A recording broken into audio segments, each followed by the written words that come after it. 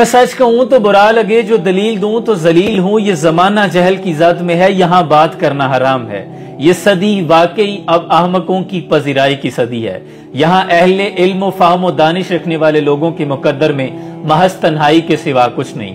अगर ऐसा नहीं तो फिर ये क्यों कर मुमकिन है कि कोई शख्स सोशल मीडिया पर आता है, आए रोज कोई नई मयार से गिरी हुई हरकत करता है, कोई ज़ूमानी गुफ्तगू करता है, कोई फजूल हरकत करता है और बदोबदी 21-22 मिलियन व्यूज ले जाता है।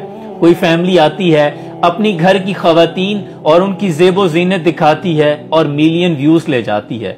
सोशल मीडिया पर आकर कोई जितनी ज़ूमानी गुफ्तगू करता है, कोई जितनी ही चर्ब जुबानी के साथ मयार से गिरी हुई हरकत करता है, मिलियन व्यूज मिल जाते हैं और अगले ही रोज मॉर्निंग शोज में बुलाकर उनको पजीराई दी जाती है। और ऐसे तमाम लोगों की हौसला शिकनी कर दी जाती है जो क्वालिटी कंटेंट बनाते हैं और मुआशरे में अपने हिस्से की कोई शमा रोशन कर रहे हैं, अपने अंदाज में कोई मस्बत रंग भरने की कोशिश कर रहे हैं। जबकि यहाँ पे कोई बदोबदी, कोई लाहौर का पावा अख्तर लवा, कभी बाबा जी सियालकोट और कभी कुछ और कभी कुछ, कभी कोई जिस्म दिखाता है, किसी की वीडियो लीक हो जाती है तो मिलियन व्यूज मिल जाते हैं। और अब हमारे नौजवानों के आइडियल भी यही लोग हैं।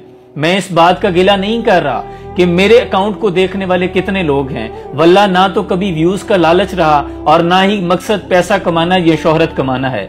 रिज़्क तो खैर मेरी सांवी तरजीह रहा और इश्क भी इतना कमाया कि गुजारा हो जाए। अल्लाह ने बहुत अच्छा जरिया मुआश दिया हुआ है, लेकिन बहुत से ऐसे लोग हैं जो क्वालिटी कंटेंट बना रहे हैं। जब उनको देखता हूं, उनकी हौसला शिकनी देखता हूं तो फिर बड़ा दुख होता है। कितने ही लोग हैं जो कि सोशल मीडिया पर आए, फिर नई नई गाड़ियां ले ली, और कितने ही मेरे नौजवान हैं जो घरों में डिग्रियां हाथों में पकड़े बेचारे बेरोजगार बैठे हैं और उनकी हौसला शिकनी हो रही है कि हम डिग्रियों के पीछे पड़े रहे और ये लोग आए और सोशल मीडिया पर आकर फेम कमाया, पैसा कमाया।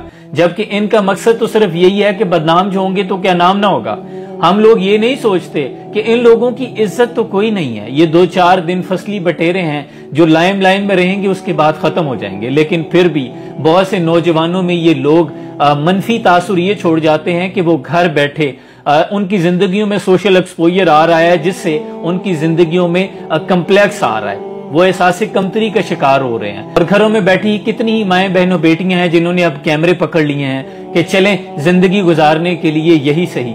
इसके बरक्स कितने ही लोग हैं, कितने ही उलमा हैं जो फिकी मसाइल बताते हैं, जो मुआशरे में बेहतरी के लिए काम कर रहे हैं, जो नौजवानों को मोटिवेट कर रहे हैं, जिनका इन्फ्लुएंस है, जो पॉजिटिव इन्फ्लुएंस कर रहे हैं, उनको पजीराई नहीं मिलती। लेकिन ऐसे मस्खरों को पजीराई दी जाती है जो कि हमारे मयार, हमारे अखलाक से गिरी हुई ज़ो-मानी और वो वाली गुफ्तगू करते हैं जो फैमिलीज बैठकर साथ में नहीं देख सकती। और हम आने वाली नस्लों की क्या तरबियत कर रहे हैं? इस तरह का कंटेंट दिखाकर आप क्या समझते हैं? क्या आने वाली नस्लों में कोई सलाउद्दीन अय्यूबी पैदा होगा, कोई यूसुफ बिन ताशफीन होगा, कोई टीपू सुल्तान होगा, कोई हमारे जो असलाफ का मयार था उस मयार पे पूरा उतरने वाला होगा?